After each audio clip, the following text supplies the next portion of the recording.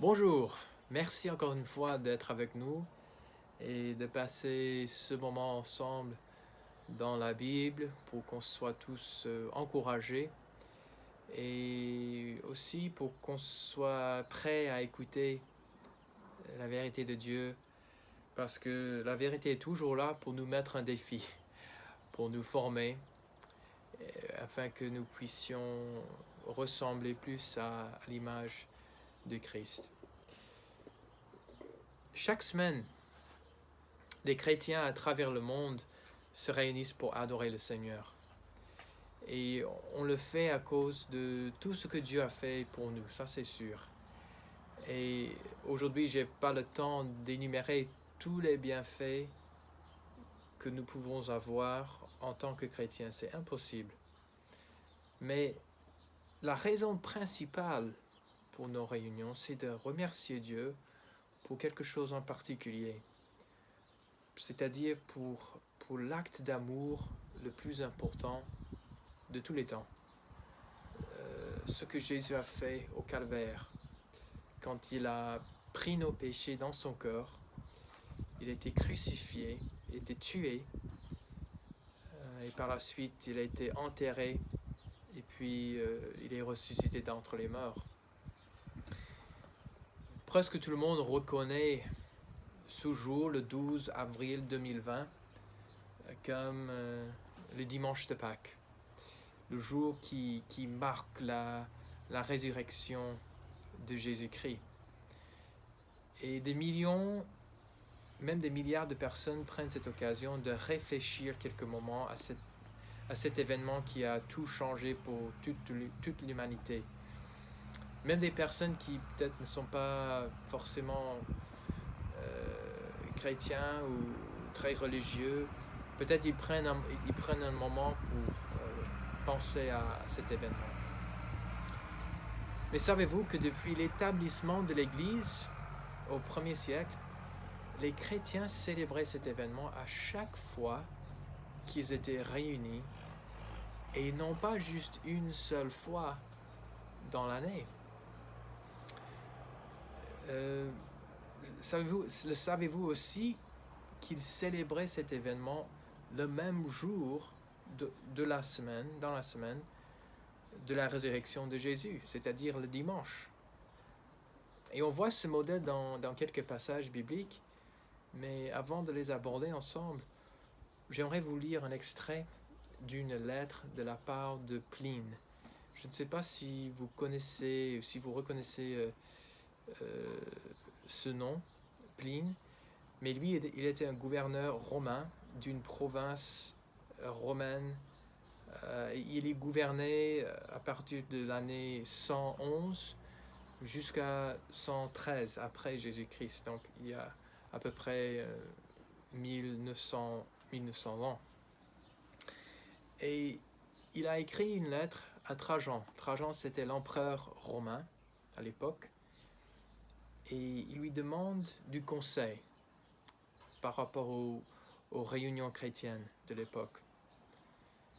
Et Pline pose des questions à Trajan. Il pose des questions au niveau des procès de justice concernant des chrétiens et comment procéder. Et dans sa lettre, on apprend des choses très très intéressantes par rapport aux pratiques des chrétiens du deuxième siècle, bien juste quelques décennies après le livre des Actes. Donc écoutez bien ce qu'il écrit. Il parle des chrétiens, il dit « Ils se réunissent habituellement à des jours fixés. » C'est-à-dire, ils avaient des habitudes, des jours qui étaient mis à part pour des réunions.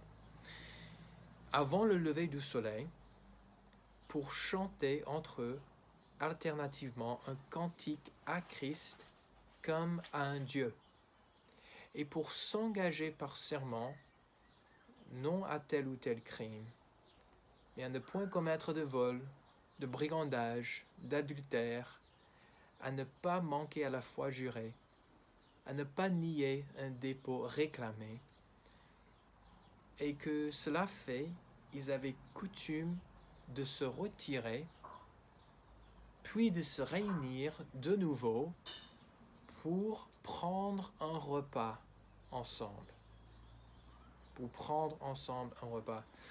En plus, Pline parle du fait que ce mouvement des chrétiens et leurs réunions, c'était très difficile parfois à gérer ou à contrôler. C'est-à-dire, l'Église à l'époque était en pleine croissance et on ne pouvait pas freiner cette croissance. Il dit encore à Trajan, il dit « L'affaire m'a paru digne d'être soumise, surtout en raison du nombre des accusés, car une multitude de gens de tout âge, de toutes conditions, des deux sexes, sont appelés au péril ou vont l'être. » Donc pour lui, c'est un péril, c'est horrible de devenir chrétien. Et puis, écoutez bien cette dernière phrase. Ce mal contagieux n'a pas seulement touché les villes, mais a gagné les villages et les campagnes. Alors, pour l'Empire romain, le christianisme, c'était un mal contagieux.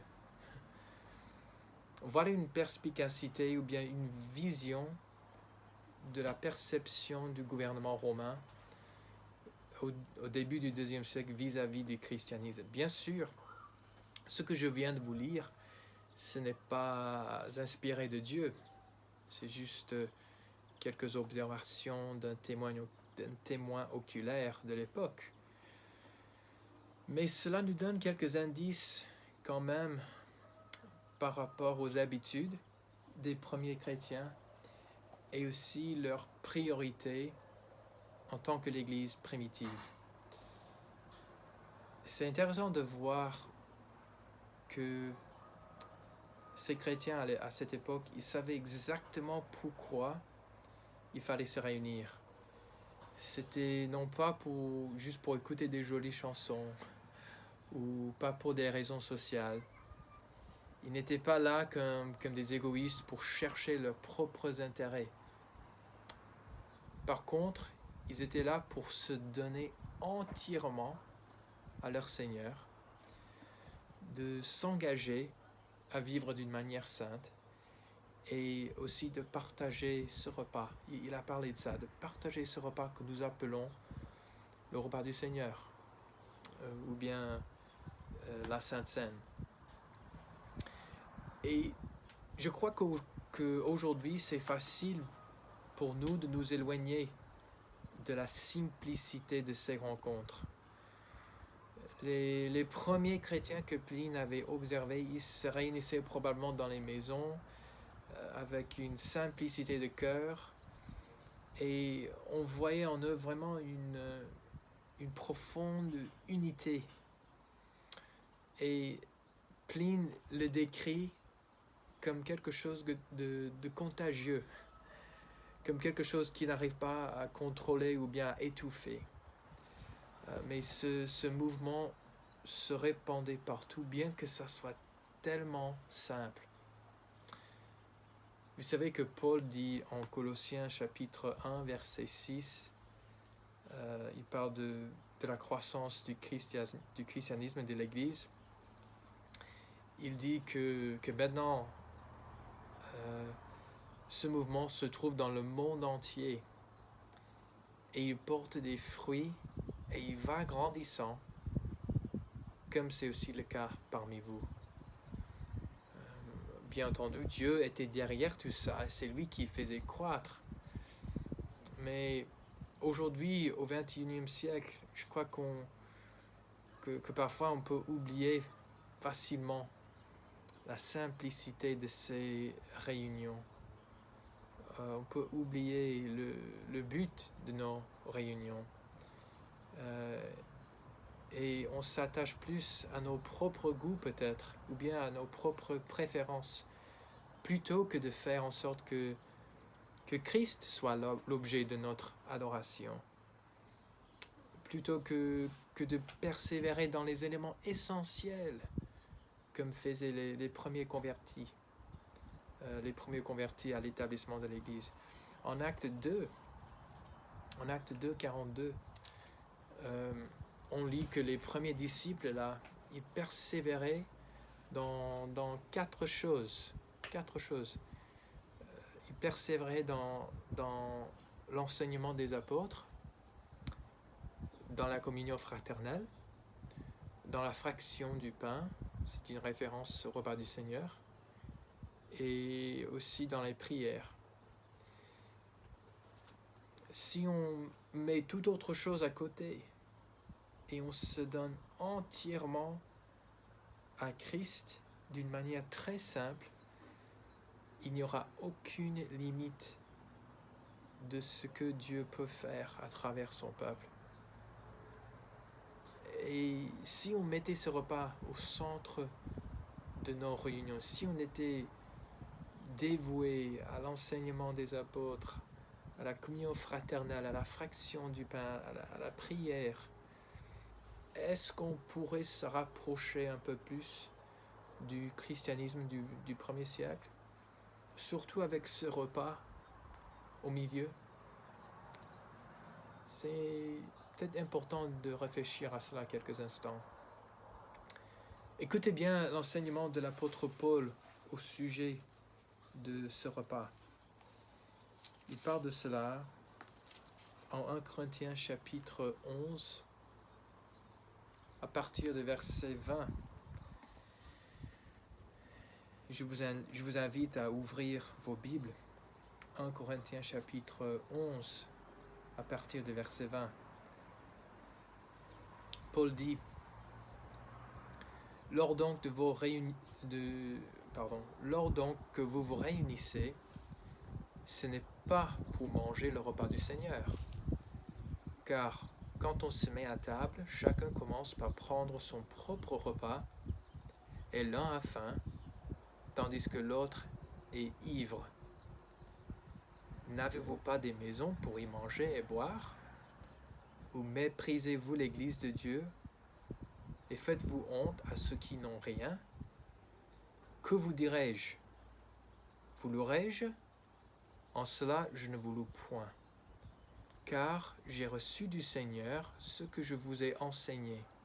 C'est que le Seigneur Jésus, dans la nuit où il fut livré, prit du pain, et après avoir rendu grâce, le rompit, et dit: ceci est mon corps, qui est rompu pour vous. Faites ceci en mémoire de moi.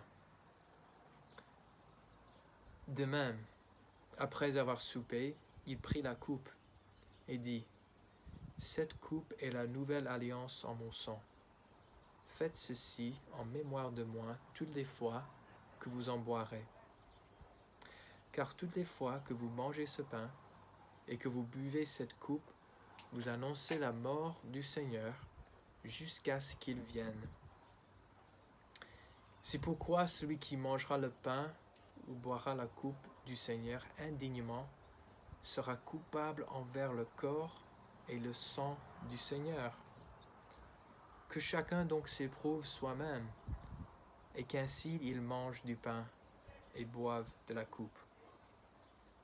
Car celui qui mange et boit sans discerner le corps du Seigneur mange et boit un jugement contre lui-même. Voilà comment l'Église à Corinthe avait pris ce moment très sacré aux yeux de Dieu. Il avait pris pour le déformer un peu, de changer son but et son vraie intention. Ils avaient détrôné le Père, en quelque sorte, et ils avaient mis à sa place leur propre goût, leur propre désir. Et lorsqu'on agit ainsi, voilà les problèmes et les divisions qui se manifestent. Et l'apôtre Paul nous encourage à revenir au vrai sens de ce repas. Ce n'est pas pour être nourri physiquement, mais plutôt pour recevoir une nourriture spirituelle. Verset 24, il parle de cette nuit lorsque Jésus a été livré. il dit, il prend ce pain et il rend grâce pour ce pain. Probablement, vous avez entendu parler du terme l'Eucharistie. Parfois, on pense que ce terme, c'est tout simplement un mot inventé par l'Église catholique. Mais en fait, cette idée vient directement de la langue grecque. Ça vient du mot en grec Eucharisto. Et ce mot veut dire de rendre grâce, ou bien de remercier. Et on appelle le repas du Seigneur l'Eucharistie parfois, puisque lorsque Jésus avait institué ce repas, on voit dans le récit des évangiles et aussi ici dans 1 Corinthiens chapitre 11, qu'il prend le pain et le fruit de la vigne et il rend grâce à Dieu pour cela. Et je crois que c'est très utile de réfléchir à ce mot, le mot grec Eucharisto, l'Eucharistie, parce que c'est le moment pour nous en tant que chrétiens de rendre grâce à lui pour cet acte qui nous apporte le salut, cet acte qui nous rend purs, qui nous réconcilie avec Dieu et qui est offert à toute l'humanité pour ceux qui souhaitent le recevoir. Quelle merveille, quel cadeau pour nous. Et nous devons à plus forte raison prendre le temps chaque semaine pour commémorer ce don de Dieu. Et non pas tout simplement une seule fois dans l'année, ou juste de temps en temps, mais à toutes nos réunions, comme faisaient les premiers chrétiens. Donc on voit cette idée de rendre grâce dans ce passage. On voit aussi l'idée que ce repas, c'est un rappel qui est très important au prix payé par Jésus. Ce prix qu'il a payé pour nous racheter. Il dit que c'est son corps qui était rompu pour vous. C'est-à-dire pour vous, pour moi, personnellement. Ce corps a été rompu pour nous. Alors, on a besoin de ce rappel de ce prix qui a été payé par Jésus. On voit aussi qu'à chaque fois qu'on participe à ce repas, c'est une proclamation de l'Évangile. On voit cela au verset 26. Il dit que toutes les fois que vous mangez ce pain et que vous buvez cette coupe, vous annoncez la mort du Seigneur jusqu'à ce qu'il vienne. Donc, en le prenant, on proclame au monde qu'on croit que Jésus reviendra et qu'il faut être prêt pour son retour à n'importe quel moment. Donc c'est une proclamation de l'Évangile et du retour de Jésus. Aussi, ce repas sert qu'un examen, en quelque sorte. Et on a besoin de s'examiner régulièrement. On voit cela à partir du verset 27. On ne peut pas participer à ce repas si on n'est pas prêt à se remettre en cause, à s'examiner pour voir si nous marchons dans la lumière. Sans un rappel chaque semaine, ce serait facile de rechuter dans le même comportement duquel Jésus nous avait sauvés. Alors ce rappel nous pousse à bien réfléchir et de s'engager constamment à marcher toujours plus près de lui et pour rester en communion avec lui. C'est intéressant de voir un dernier passage qui parle aussi de ce repas. Et on voit aussi que, ou bien c'est clair à travers ce passage, que ce repas était une priorité pour les premiers chrétiens. Acte 20, Acte chapitre 20, verset 7.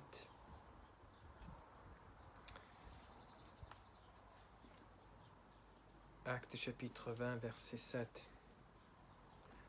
Le premier jour de la semaine, c'est Luc qui écrit ici, il parle de certains événements qui se passent, de leurs activités avec beaucoup d'assemblées de l'époque.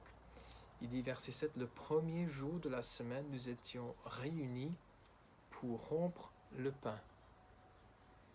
Alors, quelle signification dans ce verset? C'est un passage très simple et on peut le sauter facilement sans même noter ces détails.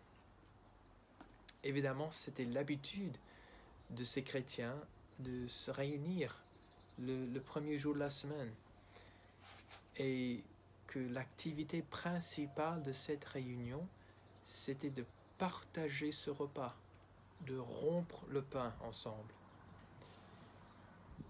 Donc voilà un petit détail qui montre que ce repas, c'était une vraie priorité pour l'Église primitive à l'époque et c'était quelque chose qu'ils mettaient au centre de leur réunion à chaque fois qu'ils réunissaient. Pourquoi est-ce que je vous dis tout cela? Et pourquoi une telle importance attribuée à ce repas pour les premiers chrétiens? Je crois que Dieu, notre Créateur, il nous connaît bien. C'est lui qui nous a créés. Et il sait qu'on a besoin régulièrement d'un rappel. Combien de fois dans la vie est-ce que vous oubliez de faire quelque chose? Pour moi, personnellement, je ne peux pas les compter. Peut-être tous les jours, j'oublie de faire telle ou telle chose que j'avais l'intention de faire. Donc, ce repas que nous prenons à chaque fois qu'on se réunit, c'est un rappel hebdomadaire qui nous aide à garder Christ au centre de notre vie, de reconnaître que c'est dans son corps, de reconnaître que sans son corps et son sang, nous serions impuissants, nous serions totalement désarmés. Alors, je vous encourage, j'encourage moi-même aussi, que nous soyons tous comme nos frères et sœurs du premier siècle, en prenant ce repas dans le but d'adorer Jésus-Christ comme Fils de Dieu, Seigneur de nos vies, afin qu'il reste toujours le roi de notre vie. Et que nous le fassions aussi tous les dimanches, et non seulement pour une occasion spéciale, comme Pâques. Jésus est ressuscité, il est vivant, moi je suis convaincu, j'espère que vous êtes convaincus aussi, et on lui rend grâce pour cela, et on le fait continuellement jusqu'à ce qu'il vienne. Donc, je vous encourage de vous appuyer sur ces vérités et d'être encouragé. Je vous souhaite un très bon dimanche et que Dieu vous bénisse. À bientôt.